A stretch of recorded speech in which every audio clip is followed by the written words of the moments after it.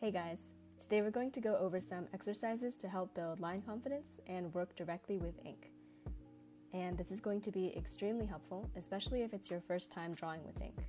And I'm just going to be using scratch paper for these exercises, so feel free to do the same. And I'll be going in with a fairly thin pen, a 0.3 or a 0.5. And all I want you guys to do is plot 2 points and then connect them with a straight line. So let's do that again. Plot 2 points and connect with a straight line. And if you guys are having trouble hitting the mark, then you may want to try this thing called ghosting. So hover your hand over the page slightly and just go through the motion several times. When you're comfortable with that distance, strike down. So in that short duration of time, you're building muscle memory in your hand, so your hand is getting familiar with where you want it to go. And as you get more comfortable, you can start to extend the distance between these lines, and remember to continue ghosting. And I want you guys to try and fill a whole page with these varying distances of lines.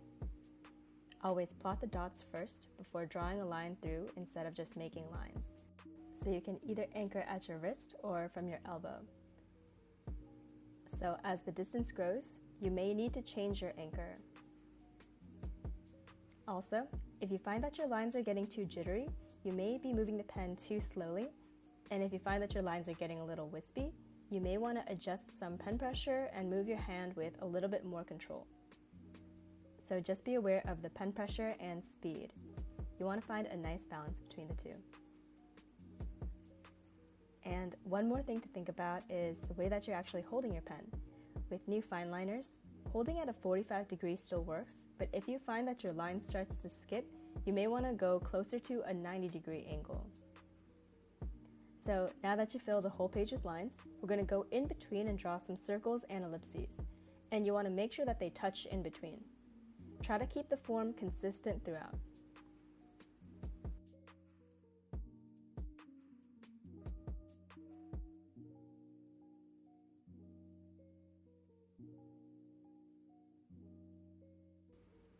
So with these circles, I want you guys to try and use a single stroke instead of building up with multiple lines like this. We don't want that. Also utilize ghosting here. Hover over the page and draw tiny circles, and when you're ready, make that single line. So be patient with yourself, take it slow and try to maintain consistency in your circles and ellipses, and also try drawing these ellipses at different angles. So moving on to the next exercise, we're going to plot 2 points again, but this time at an angle. So we're going to be drawing diagonal lines now.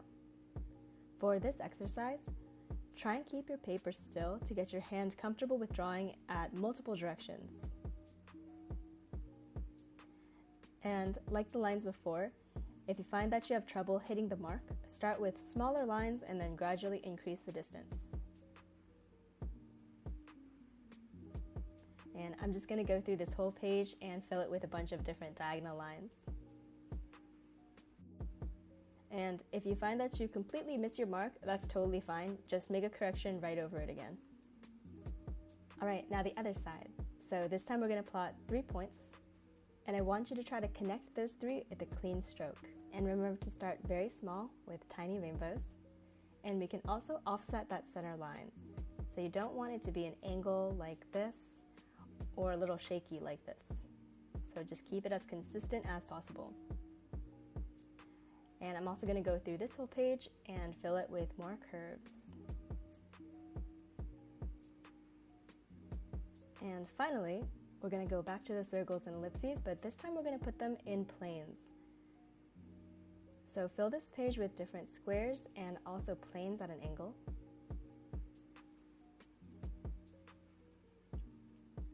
So these are our parameters. So I want you to go through all of these squares and planes and fit ellipses inside every one of them.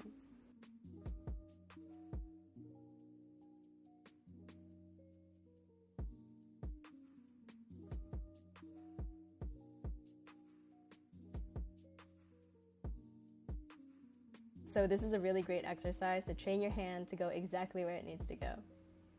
So these are our warm-ups. I want you guys to fill at least 1 page with each of these exercises, and feel free to revisit these at any point throughout the course as a warm-up.